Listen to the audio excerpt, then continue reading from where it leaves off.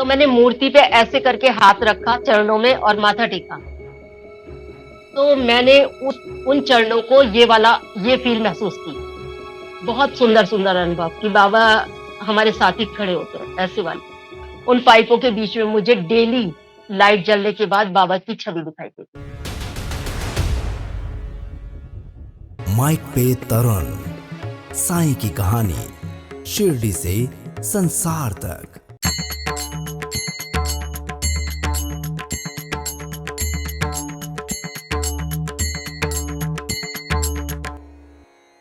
ओम साई राम, साईं की कहानी, शिरडी से संसार तक। माइक पे तरुण पॉडकास्ट पर आपका बहुत बहुत स्वागत। आज एपिसोड शुरू करने से पहले पिछले एपिसोड की बात करता हूँ। काफी लोग सोच रहे होंगे कि पिछला एपिसोड कहाँ चला गया। साईं बाबा कभी भी नहीं कहते थे कि कोई अर्जी लगाने है तो पैसे दो। कैसी बात करते हैं लोग, और ऐसे लोग नहीं होने चाहिए, इसलिए हमने यूट्यूब से ही हटा दिया। और अभी भी अगर कोई उनसे जुड़ना चाहता है या उनके बारे में सोच रहा है तो वो उसके दिमाग की बात है, उसकी विवेक की बात है। साईं बाबा कभी भी ये नहीं कहते कि किसी के थ्रू हो क्या हो। साईं सचरित्र में कहा गया है, बाबा कहते हैं किसी से क्या पूछना, सीधे सीधे आना ना, मतलब डायरेक्ट मैसेज, आज के ज़माने में डीएम जिसे कहते हैं। तो सीधा साईं बाबा से बात करो। बाबा के लिए कोई भी बीच का बिचौलिया है ही नहीं। कोई कहे कि मैं साईं बाबा हूँ, या मैं साईं बाबा मुझ में आते हैं, या मैं साईं बाबा का आशीर्वाद मैं देता हूँ, बिल्कुल मत मानिए, क्योंकि ये बातें नहीं है। बाबा सिर्फ बाबा ही हैं। बाबा सिर्फ बाबा ही हैं और वो शिरडी में विराजते हैं, और जहाँ जहाँ मंदिर हैं उनके, वहाँ वो विराजते हैं। लेकिन कोई अगर कहे कि मैंने उसका दरबार लगा दिया बाबा का और आइए आशीर्वाद लीजिए, मैं इलाज कर दूंगा या कर दूंगी, इन बातों में नहीं फंसें। किसी परेशानी में है, कोई स्वास्थ्य की दिक्कत है, तो डॉक्टर से संपर्क करें। बाकी बाबा से संपर्क तो कर ही सकते हैं अपन डायरेक्ट। और बाबा की तो उदी सबसे बड़ा मेडिकल है। वो उदी की महिमा सब जानते हैं हम, तो उदी मंगवाइए, उदी लगाइए। पर लोगों के किसी के झांसे में मत आइए। कुछ लोग ऐसे भी हैं जो कि कहते कि हम कथा कर देंगे। चलिए अच्छी बात है, कथा करिए, साईं सचरित्र को समझा देंगे। अब ये कौन समझाएगा उनको? साईं सचरित्र तो धीरे धीरे पढ़ के खुद ही समझ में आती जाती है, कोई समझा नहीं सकता। और उसके बात ये आ जाती है कि मुझसे फ़ोन पे बात करनी तो इतने पैसे देने पड़ेंगे। ऐसे ऐसे हैं साईं के जो नाम पर लोग काम कर रहे हैं कि इतने पैसे मेरे फ़ोन पे बात करने के हैं, मुझसे मिलने के इतने चार्जेस लगेंगे। बाबा कहते हैं कि आओ भैया, जब भी आओ मेरे पास आओ, हाथ जोड़ो, मंदिर में आओ, जहाँ भी आओ। और अगर कोई काम बनता है तो अगर आप कुछ चढ़ाते हैं, कुछ करते हैं, तो उसमें कोई बुराई नहीं है। पर कोई काम करने के पैसे मांगे ना, गलत समझ जाइएगा, बिल्कुल सही नहीं है वो। तो आप खुद के दिमाग का एक उपयोग करते हुए इन बातों का ख्याल रखें। बाकी माइक पे तरुण पॉडकास्ट ऐसे किसी भी भ्रामक विज्ञापन, ऐसे किसी भी इंसान का जो कहे कि मैं साईं हूँ, ऐसे किसी भी लोगों का जो साईं के नाम पर कुछ ऐसा काम करते हैं कि हम पैसे दीजिए और हम आपकी अर्जी लगाएंगे, इनका समर्थन नहीं करता है, क्योंकि हम इस चीज़ में विश्वास नहीं करते। हम तो यही जानते हैं बाबा सबके साथ है, वो दौड़े चले आते हैं, सबके लिए डायरेक्ट आते हैं, बस मन से याद करिए, वो आएंगे। और बाकी जिन लोगों ने इसमें फंस गए हैं या फंस चुके हैं या फंसने वाले हैं, सबको यही कहूँगा, बस बाबा को कहिए कि ऐसा ना हो, और ऐसे लोगों को बाबा ही संभालेंगे। आइए अब बाबा की बातें और करते हैं, और हमारा मेन उद्देश्य जो है माइक पे तरुण पॉडकास्ट का, कि साईं की कहानी शिरडी से संसार तक पहुंचाना है। तो आज हम चलते हैं एक ऐसी महिला के पास में जो बहुत सालों से साईं भक्त हैं, लेकिन जब वो बोलती हैं तो उन्हें बड़ी तकलीफ होती है। उनके यहाँ पर एक नली लगी हुई है, वो उंगली लगाकर बात करती हैं, उसके बिना वो बात नहीं कर सकती। आवाज़ और सांस दोनों के लिए उनके नली लगी हुई है। आइए स्वागत करते हैं हम एक अनन्य साईं भक्त अलका वर्मा जी का, जो कि नोएडा यूपी से हैं। ओम साई राम अलका जी। ओम साई राम सर। मैं अलका वर्मा, ग्रेटर नोएडा से। सर मेरे गले में ट्यूब लगा हुआ है, ये नेक में। मतलब मेरी सांस और आवाज, जैसे मैं फिंगर रखूंगी तो मेरी आवाज आप तक पहुंचेगी, अगर मैं फिंगर हटा दूंगी तो मेरी आवाज आप तक नहीं पहुंचेगी। तो मैं इसी तरह से आपसे बात करने वाली हूँ। और मैं वैसे बिल्कुल स्वस्थ हूँ, हेल्दी हूँ और बाबा की कृपा है पूरी तरह। बाबा की कृपा होनी चाहिए और बाबा की कृपा है तभी आप आज माइक पे तरुण पॉडकास्ट में साईं की कहानी शिरडी से संसार तक पहुंचाने के लिए, अपने अनुभव बताने के लिए आज यहाँ पर आए हैं। कैसे लगा था आपको कि मुझे भी अनुभव सुनाने हैं? कौन सा एपिसोड आपने देखा था और क्या महसूस हुआ? सर मैं आपके देखती रहती हूँ, बहुत सारे और बहुत अच्छी तरह, और मैंने फर्स्ट टाइम ही ट्राई किया। मतलब मुझे शुरू जब मैं सुन रही थी, मेरे पास बाबा की इतनी कृपा रही है, तो मुझे लगा कि मुझे आपको ही सुनाना है। जो भी मैं बोल रही हूँ वो बाबा सुन रहे हैं सब। तो मैंने और कहीं ट्राई भी नहीं किया। मुझे था कि मुझे अनुभव अपने बताने बाबा के, लेकिन मुझे आपको ही बताने हैं। जय हो। तो ये भी एक बाबा की कृपा होगी कि मैंने जिस दिन आपको मैसेज किया उसी दिन आपका रिप्लाई आ गया। हम्म, और हम आपसे क्षमा चाहेंगे कि कल संडे का दिन था, तब हमने आपको रिकॉर्ड करने के लिए समय दिया था, पर बाबा की कोई ऐसी लीला हुई कि वो आज सोमवार के दिन ही होना था और आज हुआ है। और बाबा तो स्वयं शंकर भगवान हैं, साईनाथ महाराज हैं। नाथ तो उन्हीं के आगे लगता है जो भगवान शिव हैं। तो भगवान शिव के दिन ही, शंकर के दिन ही आज आपका ये पॉडकास्ट होना लिखा जी। था। अच्छा, ये बताइए कि सबसे पहली बार किस उम्र में, किस पड़ाव में, कैसे साईं जी। बाबा के बारे में जानकारी प्राप्त हुई? कैसे मिले? क्या अनुभव था उस वक़्त? मतलब पहले कैसे, फर्स्ट टाइम कैसे मुलाकात थी? सर हम दिल्ली में रहते थे। मैं उधर से लक्ष्मी नगर से बस में आ रही थी अपने घर। तो बीच में रास्ते में बस खराब हो गई और ड्राइवर ने बोला कि आप सब यहीं पर उतर जाओ। हम उतर गए। मैं उतर गई, तब तक मैं बाबा को नहीं जानती थी। तब तक मैं बाबा जी को नहीं जानती थी।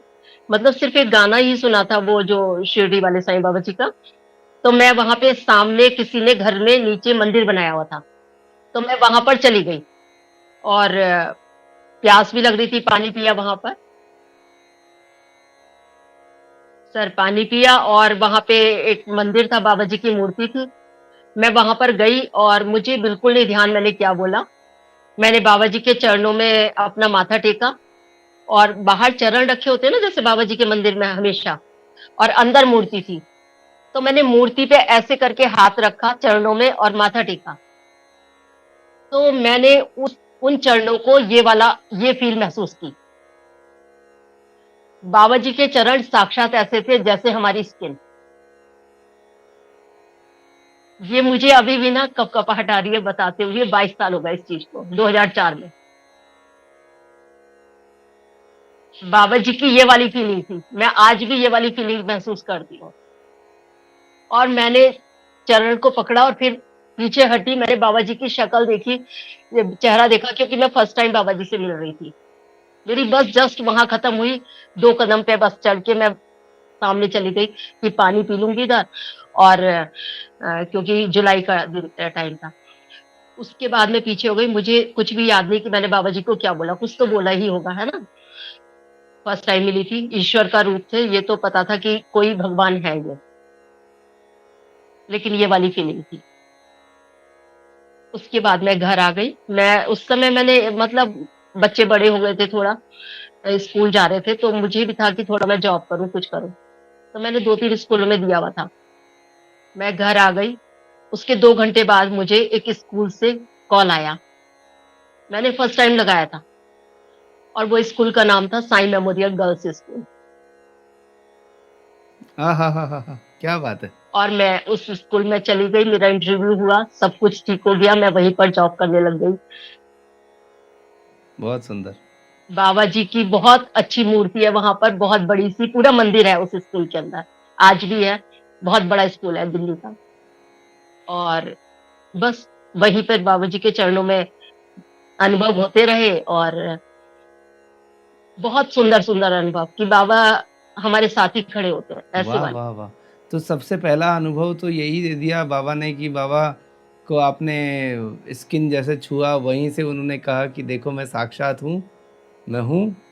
और इस तरीके से आपको जोड़ भी लिया, स्कूल भी आपको अपने नाम से ही, वो इनकी लीला यही जाने। तो सबसे पहली लीला बाबा ने आपको ऐसे ही दिखा दी। लेकिन हम अनुभव जब कहते हैं ना कि कोई ये बात होती है, चलो ठीक है हो गया होगा, ये फील आ रहा होता है, पर ये तो मंदिर में जाने के बाद सारी कहानी अपने आप बनती गई ना। तो आपको जो ऐसा अनुभव इसके बाद जो हुआ, जो पहला जैसे हम परिवार में होता है या आसपास महिलाओं को तो बहुत सी बातें होती हैं, जैसे कोई चीज़ खो गई तो वो बाबा मेरी ये सोने का हार कहीं रख कर भूल गई या कंगन भूल गई, या फिर कोई किसी ने पैसे निकल गए या कुछ भी कोई चीज़ें होती है। क्या पहला एहसास हुआ था, कोई ऐसे अनुभव जो शुरुआत में आपको याद हो? शुरुआती छोटे-छोटे भी होते हैं, क्योंकि हम कहते हैं कि अनुभव ज़रूरी नहीं कि बहुत बड़ा हो या बहुत बड़ा कोई चमत्कार फ़ील किया हो। बाबा के लिए बड़ी-बड़ी चीज़ें भी इतनी सी होती हैं, और हमको जो छोटी-छोटी खुशियाँ होती हैं ना बाबा ऐसे दे देते हैं, पर हम उनको रिकॉग्नाइज़ नहीं करते हैं। हम ध्यान नहीं दे पाते कि वो कब पल-पल पर हमारे हाथ लेकर चलते रहते हैं। तो अभी उनका हाथ भी आपके यहाँ पर है। वो उन्हीं का हाथ है जो यहाँ पर आपके है। आपकी आवाज़ यहाँ तक पहुँच रही है। बताइए वो अनुभव क्या था पहला? उसके बाद? सर ये छोटे छोटे अनुभव अगर मैं कहूँ तो जैसे कभी मन करा कि आज तो समोसे खाने का मन कर रहा है, बच्चों से कहा ले आओ, नहीं गए। मैं गई, मंदिर में गई तो वहां पे ना कढ़ी चावल का प्रसाद मिल रहा था। तो अभी मेरे जस्ट पहले कढ़ी चावल खत्म हो गए, समोसे बंटने शुरू। मैं मुझे पहला समोसा मिला है।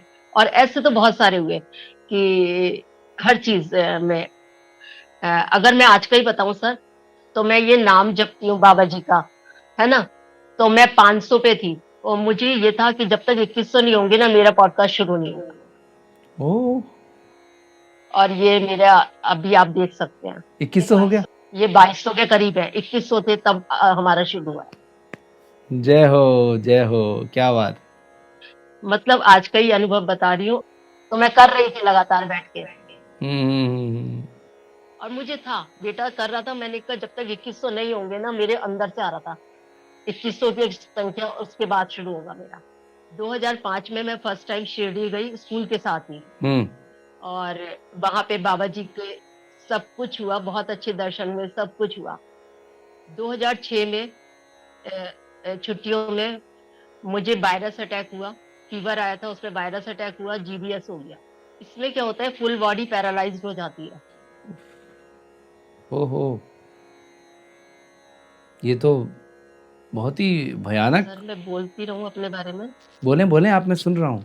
जी, 2006 में छुट्टियों में मार्च के समय में मैं गई हुई थी कहीं और छुट्टियों में घूमने के लिए बच्चों के साथ, और मुझे फीवर आया, वायरस अटैक हुआ, धीरे धीरे करके फुल बॉडी पैरालाइज हो गई। ओहो! मैं लखनऊ में थी, वहां पर हॉस्पिटल में एडमिट कराया। डॉक्टरों ने जवाब दे दिया कुछ नहीं होगा, लेकिन बाबा जी का नाम आ गया था मेरे पास, क्योंकि मैं शिरडी हो आई थी 2005 में। हुँ। तो उसके बाद मेरे हस्बैंड यहाँ दिल्ली ले आए मेरे को। दिल्ली में उन्होंने काफी मेरा एम्स में एलएनजेपी में बहुत टाइम एडमिट थे। मैं इवन 30 डेज वेंटिलेटर पे। ओह! बहुत परेशानियाँ झेली आपने। और हर जगह डॉक्टरों ने कह दिया था कि अब कुछ नहीं है, ले जाओ। और मैं आज भी हूँ आप बहुत मज़बूत हो, पता है? सिर्फ उनकी वजह से। हाँ, बाबा मन से मज़बूत कर देते हैं। बाबा क्या है? बाबा अपना मन है। बाबा की शक्ति अपने मन में है, और मन जो है वो मज़बूत हो जाता है, हाँ तो इंसान किसी भी चीज़ से लड़ सकता है। एक बहुत अच्छी बात है कि बड़ी से बड़ी बीमारी से भी हम लड़ सकते हैं, अगर हम अपने आप अंदर से हम वो ताकत रखते हैं, हरा दूँगा मैं तुझे, क्योंकि मेरे पास बाबा है। सर, फिर क्या हुआ, 2006 में मुझे ये जीबीएस हो गया।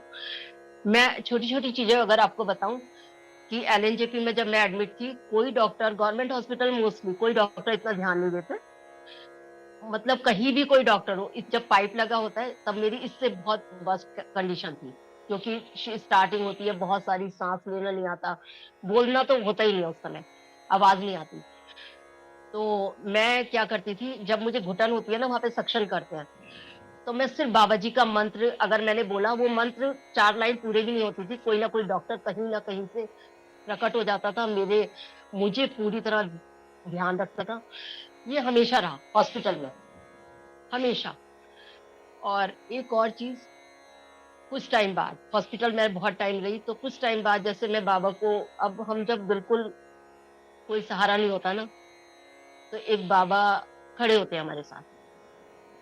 हॉस्पिटल में ऊपर की तरफ जब दीवारें थी, वहां पे पाइप आ रहे थे दो, उन पाइपों के बीच में मुझे डेली लाइट जलने के बाद बाबा की छवि दिखाई दी। और जिस मैं इंतजार करती थी कि ये कब लाइट जले और मुझे बाबा के दर्शन करे। हम्म। तो ऐसा लगता था कि कुछ हो ही नहीं सकता, क्योंकि वो है बैठे हुए हैं। और मैं अपना अनुभव बताऊं आपको कि मैंने बाबा के जैसे साक्षात दर्शन करे। तो आप फिर कितना वक्त रहे अस्पताल में? सर हॉस्पिटल में तो मैं रही मतलब कई महीने लगे मुझे हॉस्पिटल में, 30 दिन तो मैं वेंटिलेटर पे ही थी। और इसलिए मेरे को एकदम एग्जैक्टली नहीं बता सकती, क्योंकि मैं पहले एलएनजेपी में रही, फिर उन्होंने रेफर कर दिया एम्स में। इससे पहले मैं लखनऊ हॉस्पिटल में एडमिट थी, और उसके बावजूद भी मैं घर आ रही थी फिर ट्यूब के लिए, फिर मुझे एडमिट होना पड़ा था। क्योंकि ये पहली ट्यूब नहीं है, इससे पहले बहुत सारे ऑपरेशन हुए, अलग अलग तरह की ट्राई की गई चीजें। हम्म। तो फाइनली फिर आप घर आ गए अब ठीक होकर, और फिर बाबा ने आपको, और जैसे आपके बच्चों के साथ, पति के साथ अलग अलग अनुभव क्या क्या हुए, और क्या आपने उनको लिस्ट वाइज लिखा है? जी जी, तो आप बताइए। जी जी जी और जब भी आपको थोड़ा जी आराम बिल्कुल। चाहिए हो ना, क्योंकि जैसे आपको मुझे लग रहा है कि शायद बोलते वक्त थोड़ी प्रॉब्लम भी होती होगी, तो आप बिल्कुल आराम ले लीजिए कि हम रिकॉर्ड कर रहे हैं, आराम से रिकॉर्ड हो जाएगा, डोंट वरी। जी जी जी कोई जल्दीबाजी जी नहीं जी है, सर। ठीक है ना? बताइए। सर बहुत अच्छा लग रहा है आपके साथ बात करके, आप बहुत कंफर्टेबल फील करा रहे हैं। सब बाबा का काम है, तो अपने को ऐसा ही रहना है। सर पहली एक तो जो बाबा जी की बहुत बड़ी मुझे कृपा रही, मेरे हस्बैंड ने मेरी देखभाल ऐसे की जैसे माँ करती है ना अपने बच्चों की। मेरे बच्चे तो खैर बहुत छोटे थे, उस समय बहुत छोटे थे बच्चे, और बच्चे बहुत केयरिंग है, बहुत ध्यान रखने वाले। तो ये सब बाबा जी की कृपा है। सर क्या हुआ कि ये ट्यूब चेंज कराने के लिए हमें पहले एम्स जाना पड़ता था। मैं ये ट्यूब चेंज कराने के लिए जो मेरे गले में लगी हुई है, पहले दूसरी ट्यूब थी, कुछ टाइम ऐसी भी रही जिसमें आवाज भी नहीं आती थी। तो हमें हमेशा हमेशा एम्स जाना पड़ता था चेंज कराने के लिए डॉक्टर से। हम्म। तो एक बार क्या हुआ, रात के करीब 11:30 बजे मुझे प्रॉब्लम शुरू हुई, मतलब इसमें ना सांस लेने में दिक्कत शुरू हो जाती थी। तो हम रात नहीं निकाल सकते उसमें, तो जब जो कुछ हो रहा है तभी हमें भागना पड़ता था एम्स, और एम्स था बहुत दूर, गीता कॉलोनी हम रहते थे, तो करीब 20 किलोमीटर के आसपास इस तरह से था। अभी इतना अंदाजा नहीं है, लेकिन इतना ही होगा। तो हम आधी रात को, मतलब वो 11:30 बजे, हम सर्दियों के दिन थे, मैं और हस्बैंड स्कूटर पे हम गए एम्स। हम उधर से आ रहे थे, तो जो फ्लाईओवर है एम्स का, एम्स के सामने जो फ्लाईओवर है, तो हम जब वहां पे फ्लाईओवर पे हमने चढ़ना शुरू करा, स्कूटी पे ही थे हम दोनों। तो मुझे थोड़ा डर लग रहा था कि बहुत रात हो रही है, सर्दियों की रात वैसे भी थोड़ा डरावनी सी लगती है। तो मुझे अंदर से लग रहा था, उससे मैं बोल नहीं पाती थी ट्यूब पे, जैसे अभी आवाज आती है। तो मुझे लग रहा था कि बाबा, बस बाबा का नाम चल रहा था मेरे, ओम साई नमो नमः श्री साई, ये वाला है ना। तो मैंने क्या करा ना, ऐसे हस्बैंड को पकड़ा हुआ था, पीछे यूं देखा, तो बहुत दूर, मुझे बहुत दूर, बहुत बड़ा बाबा खड़े हैं, बहुत बड़ा होर्डिंग। और वो वैसा आज तक कहीं कोई मूर्ति, कहीं कुछ नहीं दिखाई दिया। बाबा इस तरह से ना, ऑरेंज कपड़ों में, इस तरह से उनके हाथों से किरणें निकल रही थी, और वो पूरी हमारे तक आ रही, वो किरणें आ रही थी हमारी तरफ। और बहुत बड़ा बाबा का स्वरूप, बहुत बड़ा। वाह। तो मैं ऐसे देखा, मैं ऐसे देखती रही, मैंने हस्बैंड को ठक ठक किया, क्योंकि मुझे था कि ये भी दर्शन करे बाबा का। मुझे ऐसा लगा कि कोई होर्डिंग लगाए बाबा का, लेकिन ये इतना सुंदर, इसकी रोशनी हमारे पास तक कैसे आ रही है, और हम बहुत दूर थे, बहुत दूर, फ्लाईओवर पे थे हम। मेरे हस्बैंड का क्या था कि मैं अगर उनको जरा सा कुछ करती थी तो एकदम रोक देते थे कि इसको कोई प्रॉब्लम तो नहीं आई। उस दिन मैं उनको बहुत देर तक ठक ठक करती थी, उन्होंने सुना ही नहीं, स्कूटी चला दी। और मैं देखते देखते देखते देखते हाथ जोड़ के उतर गई, मतलब वो फ्लाईओवर से नीचे आ गई। फिर मैंने सोचा कि कोई ये होर्डिंग लगा है, रात में लाइटों में चमक रहा है, हम आते तो रहते हैं दिन में, अब की बार मैं ध्यान दूंगी, मैं देखूंगी इसको। वो होर्डिंग मैं आज तक ढूंढती हूँ, वहां पे कुछ नहीं था।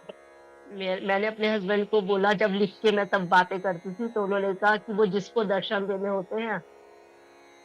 फिर उन्होंने मुझे कहा, मेरे हस्बैंड ने, कि तुम उस रूप को रोज याद करा करो पूजा में। तो वो मुझे आज भी, इसलिए इसलिए बाबा का वो स्वरूप आज भी मुझे बहुत अच्छी तरह से याद है। श्री साईं सच्चरित्र में है कि जब आप जंगलों से गुजर रहे हो, वहाँ उबड़ खाबड़ रास्ते भी होंगे, वहाँ पर जंगली जानवरों का भय भी होगा, सब चीज़ें होती है, लेकिन अगर आप गुरु के रूप की एक प्रकाश लेकर चलते हैं तो गुरु आपको इन सभी खंदकों से, गड्ढों से और इन चीज़ों से, भय से मुक्त कर देता है और वो रास्ता दिखाता है। एक रोशनी है गुरु।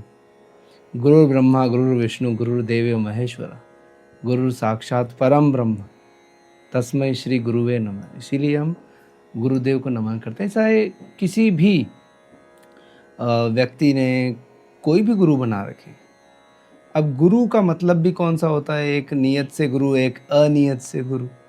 ये श्री साईं सच्चरित्र में है, ये मेरे शब्द नहीं है, ये हेमाड़ पंथ में बाबा ने जो बताया।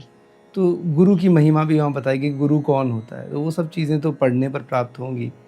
लेकिन मैं आपसे यहाँ पूछूं कि वो रोशनी उन्होंने दिखाई, वो कितनी सुंदर बात आपने बताई। श्री साईं सच्चरित्र में ऐसे अनेकों लोगों के अनुभव हैं, जैसे कोई घोड़ा गाड़ी अपने आप ही आ गई रास्ते में, वो फिर वो भी गायब हो गई, छोड़ दिया गया। आप श्री साईं सच्चरित्र पढ़ी कभी आपने? पढ़ते हैं? सर लगातार, जब से मैं चाहे मैं 2 लाइन पढ़ पाऊं, जब से मैं घर आ गई थी हॉस्पिटल के बाद से, मैं लगातार पढ़ती हूँ सर। और हर बार कुछ नया समझ आता है, जो शायद अब इतने सालों में समझ नहीं आती चीज, कल पढ़ूंगी तो कुछ ऐसा नया समझ आएगा कि वो पहले समझी नहीं थी ना। यही बात होती है कि हर पल नया समझ आता है, और यही इसकी खासियत है। जिसने ये चरित्र नहीं पढ़ा, मैं मानता हूँ कि उसने जीवन में बहुत कुछ अभी तक पाया ही नहीं है। जो पढ़ लेगा वो इंसानियत भी समझ जाएगा, इंसान का धर्म भी समझ जाएगा, हमें दूसरों के प्रति कैसा व्यवहार करना चाहिए ये भी समझ में आ जाएगा। और बाबा ने तो अनेकों उपचार भी कर दिए, कई चीज़ें हैं, पर बाबा का कोई और क्या कहते हैं, जब हम कहते हैं कि सब्स्टिट्यूट, वो नहीं है। लोग सोचते हैं ना कि वो फला फला, मैं नहीं कहता, मैं यही मानता हूँ कि एक बाबा ही है सिर्फ जो बाबा है, बाकी कोई कुछ नहीं है, सब कुछ इन्हीं में विद्यमान है। कोई कहता है कि मुझ में बाबा की सवारी आती है या कोई ऐसी बातें करते हैं, तो मैं यही कहता हूँ कि बाबा को किसी की ज़रूरत नहीं है। वो हर एक इंसान को एक ही तरीके से अनुभव करा देते हैं, हर एक इंसान को। कहीं जाने की ज़रूरत नहीं है। घर के अंदर अगर उदी नहीं है तो अगरबत्ती की जो है, मैं अगरबत्ती के लिए कभी भी मना करता हूँ, अगरबत्ती नहीं लगानी चाहिए, क्योंकि उसमें बांस होता है और बांस जलाने से वंश का नाश होता है, ऐसा शास्त्रों में है। तो क्योंकि कभी भी शास्त्रों के आधार पर देखें तो कभी अगरबत्ती नाम की कोई चीज़ थी नहीं, बांस को कभी जलाया नहीं जाता। बांस को किसी की डेथ हो जाती है तो उसको रख कर ज़रूर ले जाते हैं, पर उसको भी तोड़ दिया जाता है, उसको लकड़ी पे रख कर जलाया नहीं जाता है। हम कोई धूप बत्ती करते हैं, उसकी भी राख जो है वो भी अपने आप में उदी का काम करती है। बाबा ने कहा श्रद्धा, जब हम थॉट कर लेते हैं, हमें विश्वास हो जाता है, तो विश्वास ही सबसे बड़ी बात है। विश्वास मान के एक मिट्टी उठा के भी अगर बाबा का नाम लेके लेंगे तो वो साईं बाबा के वहाँ धुनी की बन जाएगी। वो विश्वास बड़ी चीज़ है, सब्र बड़ी चीज़ है, धैर्य जिसे कहते हैं। बहुत आनंद, बहुत अच्छी बात है, तो पढ़ना चाहिए। हमने भी इसकी ऑडियो बुक बनाई है, और जो नहीं पढ़ पाते उन्हें सुनने के लिए हमने बनाई है। और बहुत से लोग पूछते हैं कि अभी श्रीपाद श्री वल्लभ के अगले एपिसोड कब आएंगे, तो हम काफ़ी उसमें काम कर रहे हैं। पहले से हम उसका बैकअप तैयार कर रहे हैं कि एक साथ कुछ दिनों के गैप पे बहुत जल्दी उनके एपिसोड्स आएँ, क्योंकि उसमें वक्त बहुत लगता है, स्टूडियो में काफ़ी वर्क चल रहा है। आप जो अनुभव बता रहे हैं आगे वो कौन से हैं? सर जैसे मेरे ट्यूब चेंज कराने के लिए हमें हॉस्पिटल जाना पड़ता था, और जब ट्यूब में मतलब चेंज कराना तब जरूरी होता था जब सांस घुटने लग जाती थी, क्योंकि यहाँ से पॉल्यूशन भी जा रहा है, और आवाज तो खैर उस समय नहीं बोल पाती थी मैं, लेकिन कफ होता है तो उससे सांस घुटनी शुरू हो जाती है। ये विंड पाइप में लगा है, मेरे पाइप सांस की नली में है ये। तो जब दिक्कत हो जाती है ना, सांस लेनी मुश्किल हो जाती है, तो चेंज कराना ही कराना है हमने। तो एक बार क्या हुआ, दोपहर में ही था, हम जाना था, हमें स्कूटर था नहीं या खराब था, कुछ ऐसे था। तो थ्री व्हीलर को देख रहे थे कि थ्री व्हीलर मिल जाए। उस दिन पता चला थ्री व्हीलर की हड़ताल है, हड़ताल थी उस समय। ये 2007 की ही बात है। तो हम क्या, हमारे सारे नेबर भी ढूंढ रहे थे, क्योंकि उन्हें दिख रहा था कि प्रॉब्लम हो रही है इनको बहुत ज्यादा। तो कोई थ्री कुछ था ही नहीं कि आज तो हड़ताल है, ये तब कैब तो चलती नहीं थी 2007 में, है ना। तो हम मतलब बहुत ज्यादा दिक्कत हो रही थी, ऐसे हो रहा था मेरा कि सांस लेने में दिक्कत। इतने में सर हमारे गेट पे, हम सोसाइटी में रहते थे वहां पे दिल्ली में, गेट पे एक थ्री व्हीलर आके रुका। हम बैठ गए, हमने उनको कुछ नहीं बोला। बैठने के बाद मेरे हस्बैंड ने बोला होगा कि वहां जाना है एम्स। हम चले गए। मेरा इतना दम घुट रहा था, मैं बार बार इसे पकड़ के खींच रही थी, और मतलब दिक्कत में जा रही थी। तो मैं क्या देख रही थी कि मेरे अगल बगल जो भी गाड़ियां चल रही थी सब पे बाबा की तस्वीरें लगी हुई। और जब मैंने देखा थ्री व्हीलर वाले को, सर वो वाइट कपड़े पहने हुए थे, कुर्ता और नीचे लुंगी, और ऊपर उन्होंने कपड़ा बांध रखा था, बुजुर्ग थे। और वो थ्री व्हीलर कहाँ से आया, वो क्यों रुका हमारे गेट पे आके, हम बैठ गए। उन्होंने पूछा ही नहीं कि आपको कहाँ जाना है। बैठने के बाद हस्बैंड ने बोला कि हमें, और उन्होंने हमें इमरजेंसी में सीधे वो थ्री व्हीलर इमरजेंसी पर ले गए नीचे, एम्स में जो इमरजेंसी है, बिल्कुल उन्होंने अंदर तक घुसा दिया। हम्म, मेरे मन में आया कि मैं इनके पैर छू लूं, मुझे था कि ये मेरे बाबा ही है। लेकिन हम इंसान हैं, और कुछ अपनी परेशानी शायद, एकदम से हम फिर उसमें चले गए। हस्बैंड ने हाथ पकड़ा, हम फटाफट इमरजेंसी में गए। वहां आगे का जो भी ट्यूब चेंज हुई, लेकिन वो बाबा थे। वो बाबा ही थे। और मैं ऐसा मानती हूँ। नहीं, बिल्कुल ये मानने वाली बात भी है। और देखो, बाबा की आरती में आता है, एक तो वो होता है जयामणि जैसा भावता या तैसा अनुभव, वो बात तो आती है। लेकिन उसमें ये भी आता है कि चाहे दुनिया रूठ जाए, चाहे दुनिया रूठ जाए और घर बार वाले रूठ जाए, सब रूठ जाए, पर बाबा आप मत रूठना हमसे, क्योंकि आप ही तो हो।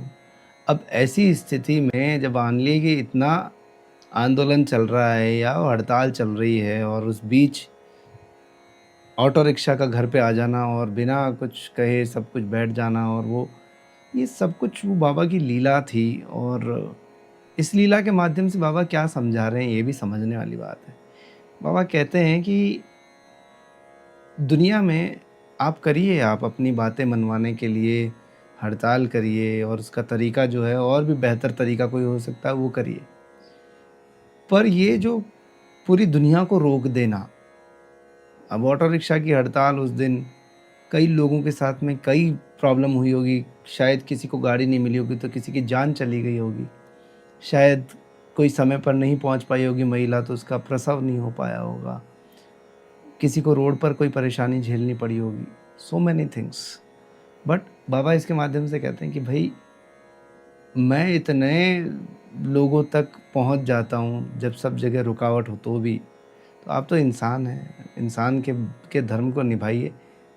मान लिया आपकी हड़ताल है, आपका आंदोलन है, ठीक है, अच्छी बात है, आप करिए, पर जो ज़रूरतमंद है जिस उस वक्त अगर आप पहुंच जाते हैं और आप हेल्प करते हैं, तो ये एक मानवता का धर्म है। और बाबा ने मानवता की बहुत शिक्षा दी है सबको, पशु पक्षियों से प्रेम की कही है, सब चीज़ें कही है। इंसान है तो इंसानियत का धर्म तो निभाना चाहिए। तो वो ऑटो वाला बनकर बाबा आ गए और उन्होंने कहा कि भैया मेरी तरह बनो, ऐसी स्थिति में भी सबको संभालो, और ठीक है जिसको ज़रूरत ज़्यादा नहीं है वो छोड़ दो उसको, पर ये तो बीमार है इन्हें तो लेकर जाओ। सर एक बात कही है ना बाबा ने, त्याग शरीर चला जाऊंगा, भक्त हेतु दौड़ाऊंगा। बाबा आते हैं। बाबा आते हैं। सर सर मैं बताऊं, ये जो तस्वीर है बाबा जी की, ये ये भी अब बाबा अपने आप ही आए मेरे पास। सर जब मैं टोटली बेड पे थी, मतलब मेरे मूवमेंट भी नहीं हो रहा था, घर में थी, तो मैं ये सोचती थी कि मेरे पास, मुझे ये वाली तस्वीर का बहुत ध्यान आता था कि मुझे बाबा जी ये वाली तस्वीर चाहिए। मेरे घर में उस समय शायद कोई तस्वीर नहीं थी बाबा जी की, एक मूर्ति थी जो मेरे मंदिर में थी और अभी भी वो मंदिर में है। तो मैं सोचती थी कि जब मैं लेटती हूँ तो मेरे सामने बाबा जी की ये वाली तस्वीर होती, पिंक वाले बाबा जी ने जो कपड़े पहने हैं, मैं उनको देखती थी। तो मैं ये चीज बहुत सोचती थी अपने अंदर से।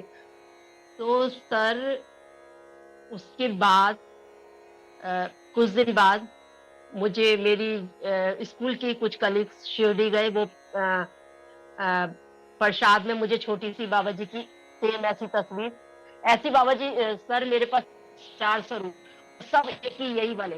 तो एक तो मैं जहाँ स्कूल में जॉब करती थी वहां से आए, उन्होंने भेजा, मैम ने, मीनाक्षी मैम है उनका नाम, कि ये अलका को देना, वो अपने बाबा जी रक्षा करेंगे। एक मेरी फ्रेंड थी, वो लोधी रोड मंदिर गई, वो कहने लगी, मैं बैठ गई गाड़ी में, और फिर मुझे जैसे बाबा कह रहे हैं, उसको बहुत अच्छे अनुभव होते थे। हम्म। तमन्ना नाम था उसका।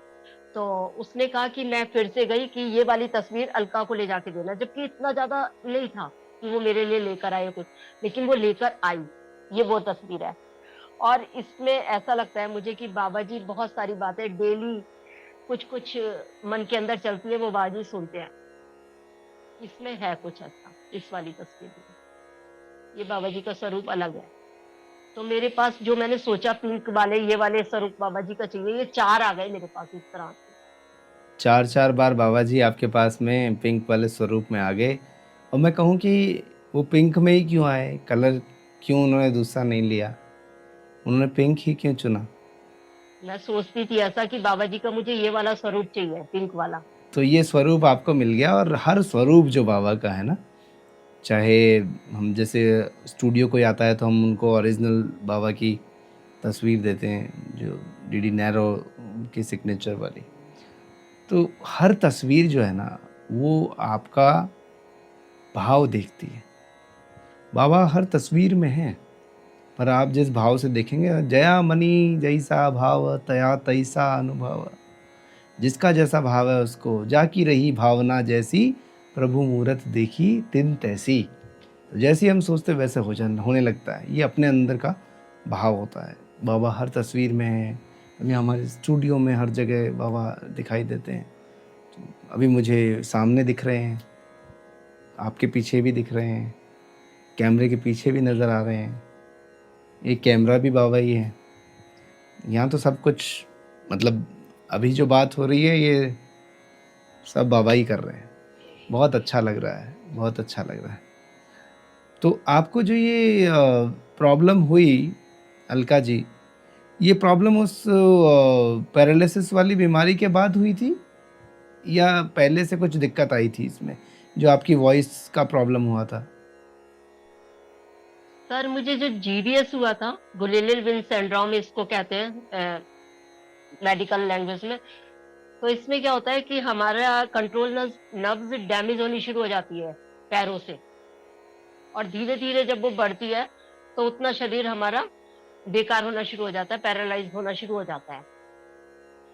तो सर मेरी जब तक डॉक्टर समझ पाते या कुछ है, मैं लखनऊ से दिल्ली लाई या इधर, तो वो लंग्स तक पहुंच गई।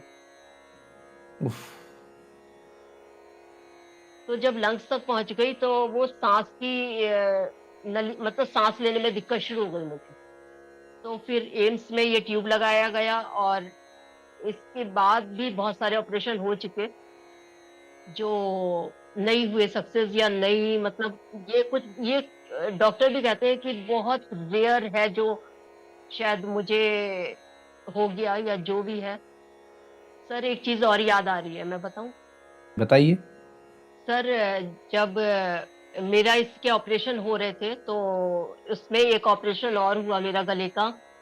उसमें क्या हुआ, उसके ऑपरेशन होने के 1 घंटे बाद जब मुझे अपने वार्ड में शिफ्ट किया, उसके बाद मुझे खांसी आई। और खांसी आने के साथ क्या हुआ कि करीब रात के 1 बजे थे हॉस्पिटल के अंदर, एम्स के अंदर, और मैं मेरे हस्बैंड जग रहे थे और सब ऑलमोस्ट सो रहे थे वहां पे हॉस्पिटल में। तो मेरे मुझे खांसी आई तो वो ट्यूब निकल गई या क्या हुआ पता नहीं, जो ऑपरेशन हुआ था मेरा, मेरे विंड पाइप फट गया। तो विंड पाइप फटने का मतलब ये होता है कि मेरे शरीर में हवा भरनी शुरू हो गई। हम्म। तो मेरा ये पोर्शन ऐसे हो गया, इतना हवा भरनी जब शुरू होती है वो कुछ सेकंड में वो इतना पेनफुल होता है। ये यहाँ आ गया, स्किन फटनी शुरू, मतलब ये था कि अगले कुछ सेकंड में फट जाएगा, सब ब्लास्ट होने वाला है। ये सब यहाँ हो गया, इतना आंखें बाहर हो गई, मतलब हवा भरना। ये शायद मुझे नहीं पता कि किसी ने ऐसा कुछ, क्योंकि डॉक्टर भी कहते थे कि ये नहीं देखा कभी। हम्म।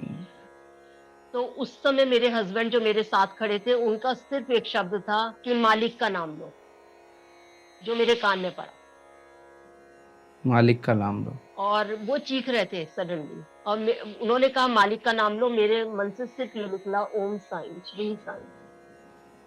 और उसके बाद मुझे नहीं पता कहाँ से कौन सा एक जूनियर जो रात में सुनते भी नहीं है कोई इतना हॉस्पिटल के अंदर, कोई एक डॉक्टर आता है, जूनियर ही थे, उन्होंने वहां पर उसको पकड़ा गले को, और वहीं पर उन्होंने अपना हाथ किस तरह से लगाया वो मुझे सब बाद में हस्बैंड ने बताया। मुझे उसके बाद कुछ भी होश नहीं, इतना होश है कि ये सब फट रहा था मेरा, उसके बाद मैं बेहोश हो गई थी शायद, सब हवा भर गई थी। उसके बाद सारी रात ऑपरेशन हुए। बाबा आए और हाथ रख दिया उन्होंने, देखो रेजिडेंट पाइप डॉक्टर डाल बन दी के। मैंने। आपने बहुत दर्द झेला है, बहुत परेशानी झेली है। बाबा का सिर्फ मैंने शायद 2 या 3 शब्द उच्चारण करे होंगे, और कहाँ से कोई डॉक्टर आ जाता है, वो वहां पर गले को एग्जैक्ट वहां से पकड़ लेता है कस के। और उसके बाद क्या हुआ वो तो खैर मुझे नहीं पता था। फिर मैं सबका मालिक एक पहुंच गया आप तक और बचा लिया आपको। ये बाबा छोड़ते भी नहीं है ना अपने भक्तों को, जो पूरी तरीके से समर्पित है। मैं कहता हूँ कि और डॉक्टर ने भी कहा कि विंड पाइप का फटने के बाद कोई बचता नहीं है। जिसने सरेंडर कर दिया ना, उसके लिए बाबा दौड़ कर आते हैं। सर लेकिन बाबा के होने से ना मुझे ऐसा एहसास नहीं होता कि मैं कुछ एक्स्ट्रा कुछ हूँ, या मैंने कुछ बहुत बहुत बहुत आप बहुत मजबूत महिला हैं। भगवान ने आपको एक शक्ति दी हुई है। महिला अपने आप में खुद शक्ति का स्वरूप होती है, और बाबा ने आपको बहुत बहुत प्रेम रखा है। पर ओवरऑल जब end is good, everything is good. Alka ji, एक संदेश सभी के नाम क्या कहना चाहेंगे आप? आज आप माइक पे तरुण पॉडकास्ट पर आए, कैसा लगा आपको आकर? और कुछ आप कहना चाहते हैं तो कहिए। मुझे बहुत अच्छा लग रहा है बाबा के बारे में बातें करके आपसे। और अ, बस बाबा की बातें हमेशा हमेशा अच्छी लगती है, क्योंकि वही हैं जो आपके साथ खड़े होते हैं, सिर्फ वही हैं। जब भी कभी मुश्किल होती है, खुशी होती है। सर मुझे एक सपने की घटना याद आ रही है, बताऊं? बताइए। सर मैंने एक दिन सुबह सपना देखा 5 बजे कि मैं बाबा जी के मंदिर गई हूँ, और मैंने एक कपड़ा लिया हुआ है बाबा जी के लिए, वस्त्र नीला और सफेद प्रिंट का। और मैंने पंडित जी इधर उधर हुए, मैंने फटाक से बाबा जी को पहना दिया, वो उनके कंधे पे चढ़ा दिया। तो मेरी आंख खुली तो मुझे अच्छा फीलिंग आई कि मैंने बाबा को सपने में देखा। तो आ, मैं और मेरे हस्बैंड सुबह मंदिर गए हम। तो मैंने जब बाबा को देखा तो बाबा जी ने सेम कलर के वस्त्र पहने हुए थे। जिस मंदिर में जाती थी वहां बाबा जी की 2 मूर्तियां थी, नीचे और ऊपर। दोनों मूर्तियों ने सेम वो नीला और सफेद रंग के वस्त्र पहने हुए थे। अब एक मैसेज आप सभी को क्या कहना चाहेंगे आज अपने वैसे एपिसोड के माध्यम से? जो लोग बाबा के लिए कुछ गलत कहते हैं उनको भी एक मैसेज दे दीजिए, और जो लोग बाबा को पूछते हैं, जानते हैं, बाबा की भक्ति करते हैं, उनके लिए, सबके लिए क्या मैसेज? सर मुझे जितना भी समझ आता है कि बाबा है, अगर तुम श्रद्धा से बाबा को पुकारोगे ना तो वो हमेशा हमारे साथ ही है, कहीं और दूर है ही नहीं। मतलब मैंने तो ये फील किया है। और मैं कई बार सोचती हूँ सर कि इतने सारे लोग, लाखों लोग बाबा के दर्शन करने शिरडी आते हैं, और जब कुछ लोग बाबा के बारे में कुछ भी बोल देते हैं जो उनके मन में आता है, तो वो उनका मतलब, मुझे पता नहीं मैं गलत हूँ या सही, कि विरोध करना चाहिए। क्योंकि जब हम खुद गलत होते हैं ना, तब हम बाबा के बारे में गलत बोलते हैं। हमें खुद नहीं पता, क्योंकि ये लगता है ना कि एक संत जो ऐसे ही सुन के सबके साथ खड़े होते हैं, वो कहीं ऐसा ना उनकी पॉपुलैरिटी बढ़ जाए, मुझे ऐसा लगता है। हम जो इंसान है ना, वो सोचते हैं हम ही बड़े हैं, ऐसा लगता है। और बाबा के लिए मैं क्या बोलूंगी, बाबा का जो भी नाम लेता है ना, वो बाबा उनके साथ हो जाते हैं। जैसे है ना गाना, साईनाथ तेरे हजारों हाथ, जिसने उनका नाम लिया वो उनके साथ हो ही जाते हैं, होते हैं। हम्म। और बाबा का जो भी बाबा की शरण में आता है, बाबा के श्री चरणों में आता है, बाबा वो खुद एक्सपीरियंस करेगा कि बाबा किस तरह से उसको संभालते हैं। बहुत सारे अनुभव हर एक को होते हैं जो भी बाबा के साथ होता है। जैसे मेरे भी बहुत सारे, अभी बहुत और भी हैं। बस बड़े दयालु हैं बाबा, बहुत कृपालु हैं बाबा। बड़े दयालु हैं, बहुत कृपालु हैं बाबा। तो बाबा हमेशा ये भी कहते हैं कि जीवों की सेवा करो, ठीक है। किसी को आप खाना खिलाओ, ठीक है। बाबा ये कहते हैं कि कोई आपके घर पर आए तो भूखा ना जाए, ये कहते हैं। और जब भी करो मुक्त हस्त से करो, मतलब कभी ये मत सोचो कि ये मैं क्यों कर रहा हूँ या मुझे करना चाहिए कि नहीं करना चाहिए।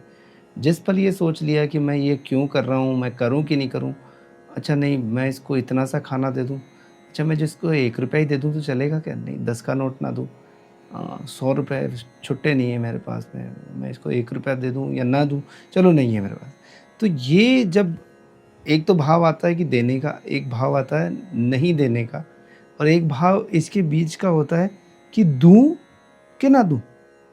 ये मेरी बहुत फेवरेट शर्ट है, मैं इसे दूँ किसी को ना दूँ, तो वो दान नहीं होता, वो कचरा हो जाता है। जब भी करो दिल खोल के कुछ भी, कोई खाना अपने घर में खा रहे हैं अपन, वही खाना अपन सबको दे सकते हैं। बाबा इसीलिए कहते हैं फूड के अंदर तो अब कभी सोचते भी नहीं है ना, भाई मैंने जो खाया, मैंने पिज़्ज़ा भी दे दिया मान लो किसी को, या बिस्किट दे दिया, या मैंने जो बनाया घर में दे दिया।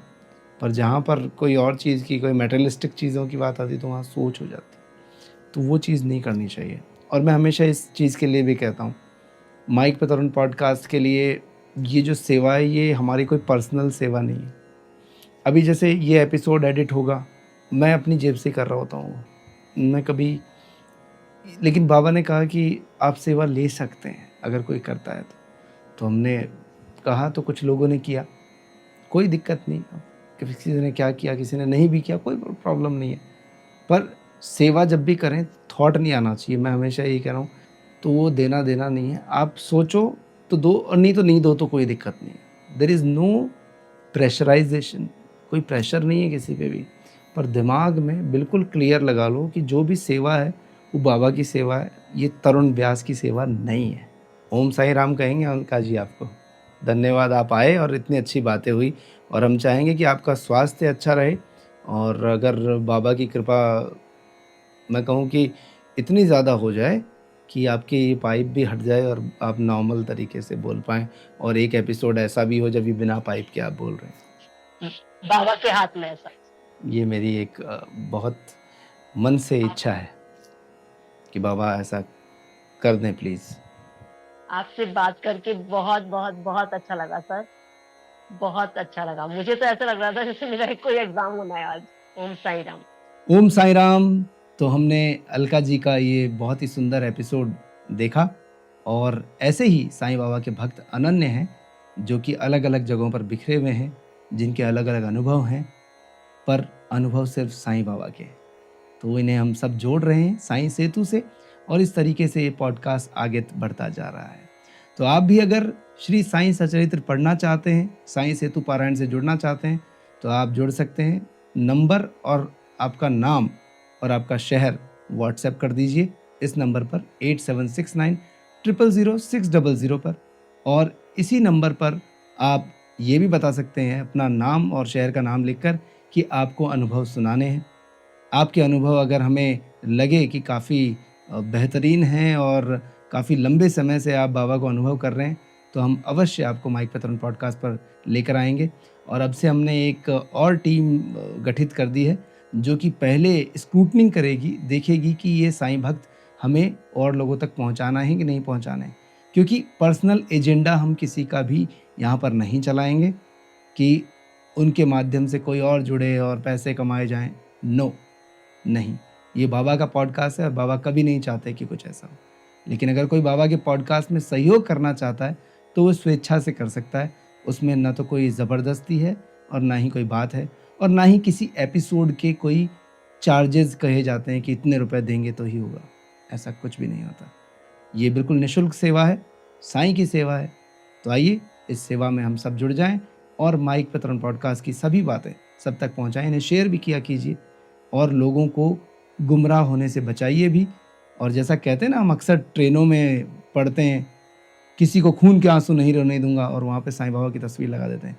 तो वो ऐसे ही लोग हैं जो आजकल अलग डिजिटल तरीके से फेसबुक और इन माध्यमों से बाबा का नाम लेकर लोगों से पैसा लेते हैं और कहते हैं हम अर्जी लगा रहे हैं। कुछ लोग अच्छे भी होते होंगे, पर ये हमें चुनाव करना है कि कौन सही कौन गलत, और ये हम अपने आप कर सकते हैं कि ऑब्जर्वेशन है। और बाबा भी कहते हैं ना कि एक तो नियत से गुरु होता है, एक अनियत से गुरु होता है। तो जो नियत से है वो कभी कुछ नहीं मांगेगा, और जो अनियत से गुरु है, यानी जो कि सोचता है कि मुझे कमाने का ही ये काम करना है, तो अध्यात्म को धंधा तो दुनिया ने बनाया हुआ है कई जगह, पर मैं साईनाथ महाराज की कृपा से यही कहूँगा कि इसे मत बनने दीजिए। ऐसी जगहों पर ना जाएं जहाँ पर आपको भ्रमित किया जाए। ध्यान रखिए, सुरक्षित रहिए। ओम साई राम, साईनाथाय नमो नमः।